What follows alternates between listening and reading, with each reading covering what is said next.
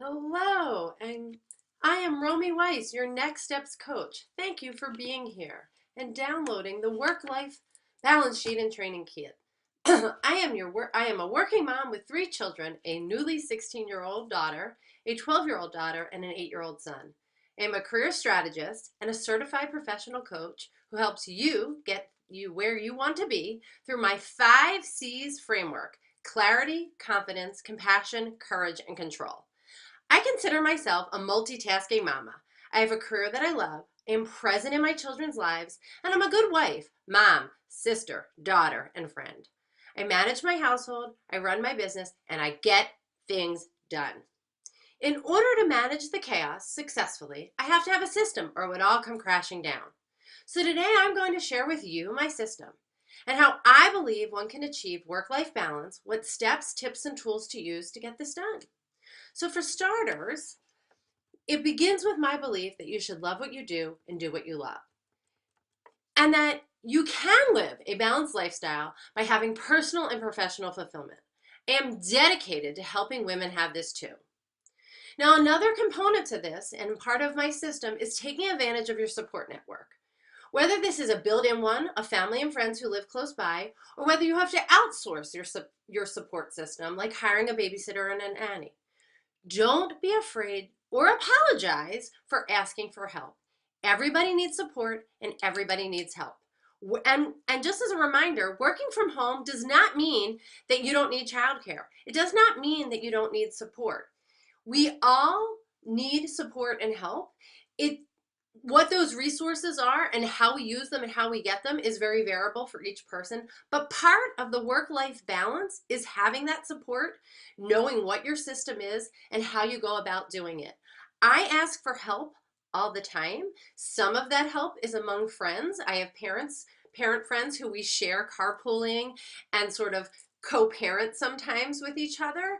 I do some things, they do some things, and those kinds of things. I have people I can call upon. I don't have family in the area, so I take advantage of my family friends. And I also tap into the babysitters that I employ to help me with those sorts of things when I need it.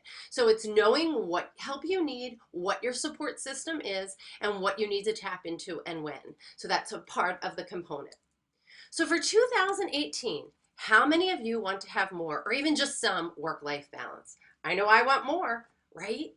So many of my friends, family, and clients talk about this. How do we have more control over our lives? How do we stop that hamster wheel? How do we have better work-life balance? How do we enjoy the moments while the moments are happening? How do I just have my mornings go smoother? And I could go on and on.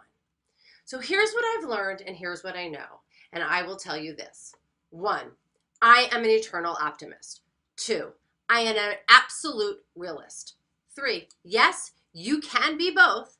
And 4, my definition or my philosophy of work-life balance probably isn't going to match what you've heard before. And I might not tell you what you're probably expecting to hear. And initially, you might not like what I'm going to say. But I'll tell you this, if you give me a chance, I truly believe what I am going to say to you will change your perspective and your philosophy on this. And probably if you're here today, you haven't achieved work-life balance. And it's probably because the definition that you've been looking for, in my opinion, isn't achievable. So let's talk about that. What you've probably heard is work-life balance, right? Is like this scale. And you're looking for this equilibrium. So if we look at work-life balance, it's a scale, right? Work is on this side, and by definition, life is on this side, right? So we've got our work life and our personal life. And we're looking for this scale to have an equilibrium, and it's stagnant, and it's perfectly equal on both sides. Well, from my perspective, this can never happen, or maybe never say never. So this is almost impossible. And that's why everybody who's seeking it is having a really hard time achieving it, because this equal idea can't happen. But what if we change our perspective? So my truth, my philosophy is that work-life balance isn't a scale, but it's actually a teeter-totter.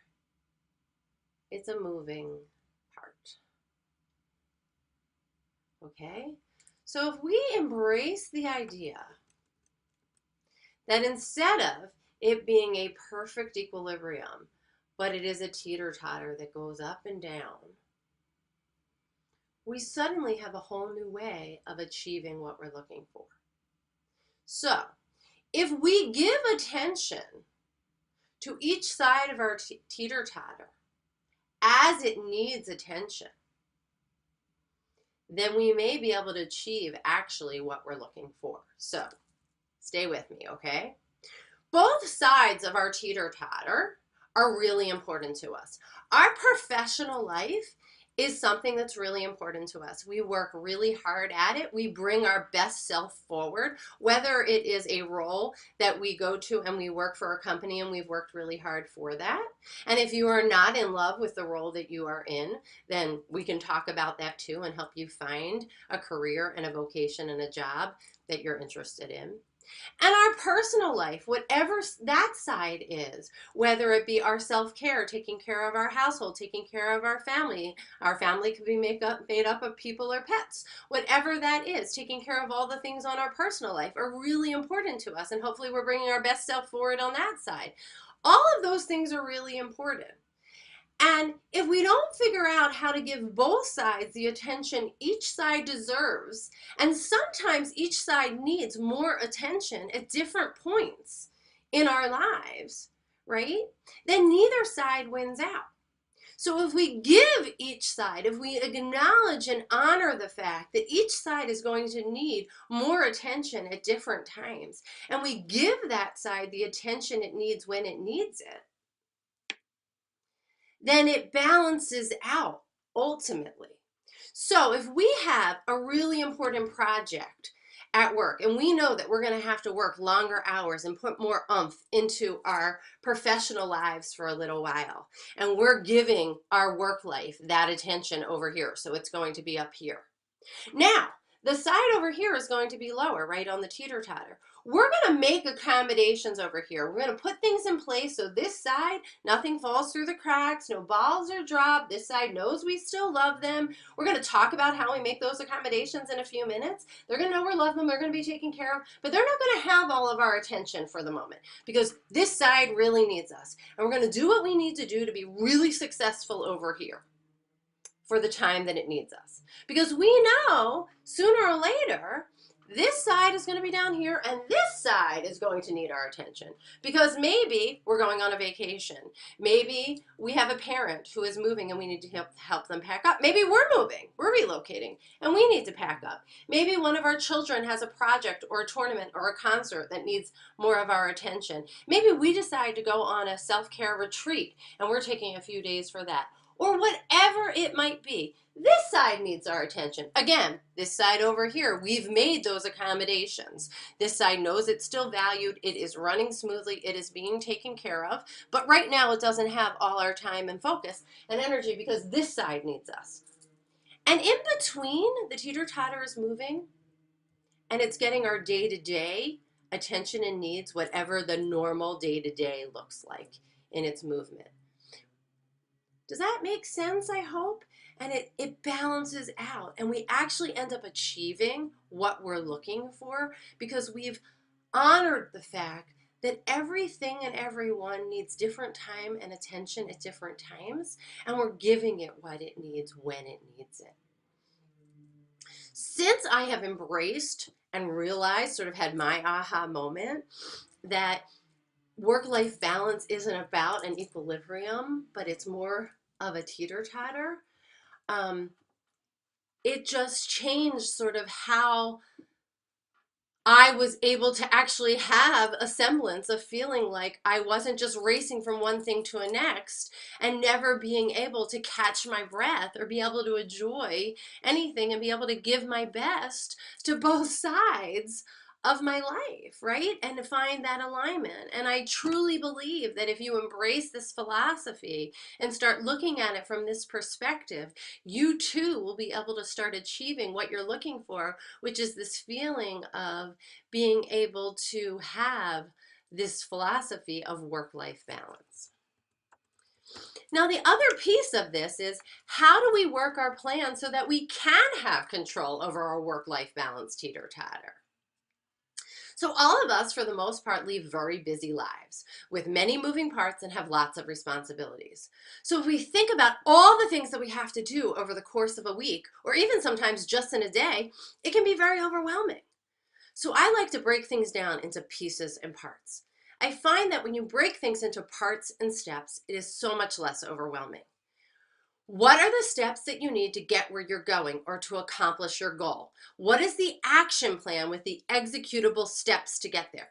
Hence the name of my company, Next Steps Coaching and Consulting. Which brings me to the balance sheet, which is what you're going to download.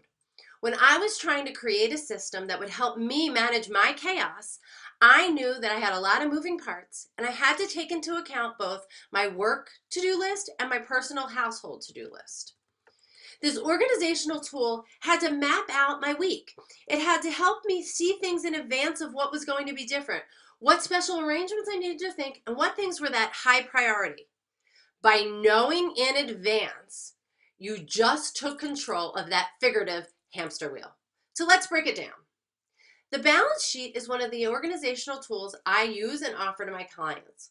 On Sunday nights, I map out my week and I use two tools. I have a dry erase board that I use as well. My dry erase board is sort of my family situation. I hang it on my garage door. It's color coded. And it really just shows the kids' activities, if there's any meetings outside of the house, and everybody sort of sees it when it walks in and out. And it helps me sort of see if there's any changes to the plan, if I have to change my work schedule, if I have to remind my husband of anything, if I have to change anything with my babysitter. That translates over to the blue boxes on the balance sheet. The blue boxes represent special events, reminders, unusual things, things that are not part of the every week schedule. So your not normal schedule. There's a part on the balance sheet that has your normally scheduled activities. So if there's always something on a Monday or a Tuesday, you can sort of note it there so you're just sort of looking at it. This allows you to plan ahead. So it's good. I do it on Sunday nights. I do it after dinner and before sort of the bedtime routine so that I sort of can map out my week and know what's going on. It allows me to plan, as I've said again and again, plan ahead. That way, if there are any special accommodations that I need to know for the week, I can either do it then, it's not too late in the night to start calling people or texting people, or I know Monday morning I need to make some arrangements, whether that be with my work schedule, whether it be my husband has to do something, whether it be I need to ask one of my parents, reaching out into my support network, a parent friend, hey, I have to work late this week. I see we've got, soccer practice or hockey practice or whatever it is. Can you drive this week? Maybe you can take there. I can pick up on the back end. Maybe I need to make different arrangements with my babysitter. There is nothing worse than Wednesday at noon realizing that you need to be 4 places at once on Wednesday afternoon. But if you know ahead, you've got control over the schedule. It's sort of the same analogy that you could use. If you're walking down the road and you see a mud puddle in the middle of the road, you can walk around it. But if you're not looking and all of a sudden you're standing in the mud puddle, there's nothing you can do. You're stuck in the mud. So it's really about paying attention to those things and seeing what you need to do in advance. The next part of the balance sheet is really the working to-do list. And it combines, I want to make sure you can see this, the business professional side as well as the personal family and household side. And then the columns are the same going down in both cases so that you can see and do both. So you've got an urgent, time sensitive, and it lists your items as well as a deadline or the dates that things are due. Those are the things that we don't have control over, right? There is an absolute time deadline that is forcing us to make that our top priority. So maybe you're on deadline at work and it is due by, Wednesday that week. So you know that the first thing you need to do when you go into work Monday morning is start getting that done. Maybe you're going on a trip out of the country, whether it be personal or business, and your passport's about to expire. You can't travel with a passport within 6 months of an expiration date, and you know you need to send it in by this date in order to get it back in time. We need to pay attention to when that needs to be mailed in, or maybe there's a form that you need to turn in. So those kinds of things are the things we need to be paying attention to. The next sort of part of the list is the in-queue. They're usually as important maybe or as urgent as the urgent time-sensitive ones, but they don't have a time-sensitive date that are connected to them. So there are the things that we want to pay really close attention to, but maybe they're not due on X date that are as critical from that sense. The ongoing ones are the things that we're just reminding ourselves. These are the projects that we're always doing, whether they're updating something or along those lines. And then we've got our wish lists or our back burner or our long-term goals. Hopefully they don't always stay on our long-term goals, but we don't want to lose track of them. Maybe if they're constantly there, we want to reevaluate, why does this never make it to our priority list? Is there something we can move around? Maybe it's not so important, but whatever it might be. So it allows us to sort of keep track on both sides and know what we're doing, what we need to do and when we're doing it. The balance sheet is a working document. It's a working to-do list. It allows you to cross things off that list. I don't know about you, but there is nothing I love more than being able to cross something off my list. I find that very empowering and powerful. Keeps track of what you need to do. If you didn't do it, it allows you to be able to put it on the list next week so you don't lose it. It's a daily and weekly activity, and it changes the normal schedule. So this creates a plan for you. So now you have a plan and you get to work your plan. I use this expression all the time. Have a plan and work the plan. If any special arrangements need to make, you know that in ahead, tapping into the support network, remember. You have control of the schedule instead of the schedule having control of you. Now, the final part of the balance sheet is the reflective exercise. Now, this is an important aspect of it, so please don't overlook it or dismiss it, especially the first week you use the tool. Although I go back and use it often just to sort of see, check in with myself and see, do I need to set new boundaries? Do I need to reprioritize? What do I want to say no to? What do I want to say more yeses to? It only takes a few minutes. You don't need more than 5, 6, maybe 7 tops if you're really feeling like you want to journal. See what went well, what didn't work, what you can change for next week, maybe what you want to delegate out, what did you learn? I am so curious to hear how this works for you, so please share with me. So to me, the way to find work-life balance is by having control. To have control, you need to plan ahead. The balance sheet allows you to control your schedule rather than the schedule control you. I am Romy Weiss, your Next Steps coach. I hope you found the new year, same chaos, time for some work-life balance, training video, informative, and we'll find the balance sheet a helpful organizational tool. I look forward to hearing your feedback and seeing you in my private Facebook group. Next Steps, Managing Transitions, Navigate Career Crossroads, and Finding Balance. If you haven't yet joined, please connect with me there too. With love and excitement.